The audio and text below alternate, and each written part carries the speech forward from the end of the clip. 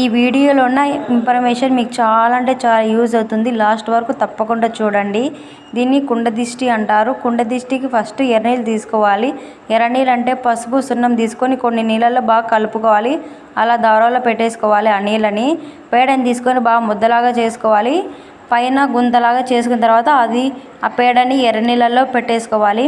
ఒక చిప్పని తీసుకొని బాగా అలా మంటలో వేసుకొని కాల్చుకోవాలి. చూసారా, అలాగా చిప్ అనేది బాగా మంట రావాలి. ఎవరికైతే దిష్టి ఉంటుందో వాళ్ళకి అలా 3 సార్లు దిగదీయాలి. ఈ చిన్నపిల్లలకే కాదు పెద్దవాళ్ళకైనా చాలా అంటే చాలా బాగా దిష్టి వెళ్ళిపోతుంది. ఇది కనుక 3 పూట్ల తీసుకుంటేనే చాలా బెటర్గా ఉంటుంది.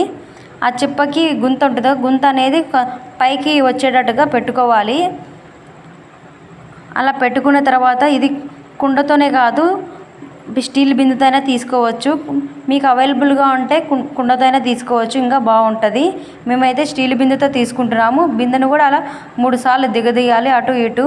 ఒక చేతిలో ఎండుమిరపకాయలు ఉప్పును కూడా తీసుకొని అలా 3 సార్లు దిగదీయాలి. దిగదీసిన తర్వాత ఆ చిప్పలో వేసేయాలి.